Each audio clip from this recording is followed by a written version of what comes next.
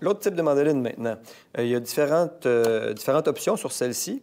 OK, déjà, pour l'assembler, souvent quand elle est rangée et comme ça, est bien pliée. Donc, on a le pied ici qu'on va défaire. Puis, on a ici une languette là, où on va aller accoter le mécanisme pour qu'elle se tienne bien. OK? Ensuite, elle, dessous, on a les ajustements pour le plateau.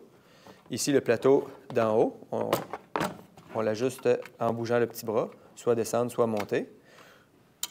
Puis, on a un autre plateau en bas avec une lame ondulée pour faire des gaufrettes. On va voir ça tantôt. Donc, elle, quand on travaille avec le plateau du haut, on s'assure que le plateau du bas est bien fermé pour pas qu'on ait une coupe puis une deuxième coupe ici ou qu'on se blesse là, en passant tout droit. Donc, le plateau ici est bien fermé, pas de problème. Ici, on ajuste notre hauteur. Puis, on a deux options aussi de coupe. Je vais juste vous la montrer comme ça. Ici, on a un petit peigne plus fin. Puis, on peut le changer pour un plus gros. Il faut lever le plateau. Puis ensuite, avec le petit bras ici, on le transfère comme ça. On rebaisse notre plateau. Et là, maintenant, on a un peigne plus large.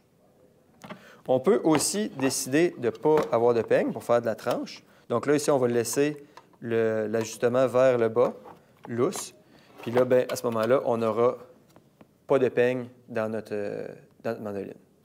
Donc là, pour ce coup-ci, on va voir la julienne à la mandoline. Donc, on a replacé notre petit peigne. Et puis, on va ajuster notre hauteur. Donc, quand on travaille ici, même idée que l'autre mandoline, c'est quand même dangereux. Le peigne est coupant aussi. Donc, si on travaille en force, qu'on est trop fort ou trop sec, trop rapide, on peut se passer les doigts là-dedans, puis ça fait pas du bien. Donc, on y va délicatement. On va aller appuyer la carotte pour aller faire notre coupe. On va ici faire quelques mouvements sur un plan de la carotte. Puis ensuite, ce qu'on peut faire, c'est la tourner. OK? Donc là, on va aller chercher une bande plus mince, il y aura moins de friction. Ça va être aussi plus haut, donc on va être capable de travailler plus facilement sans s'approcher les doigts de la lame.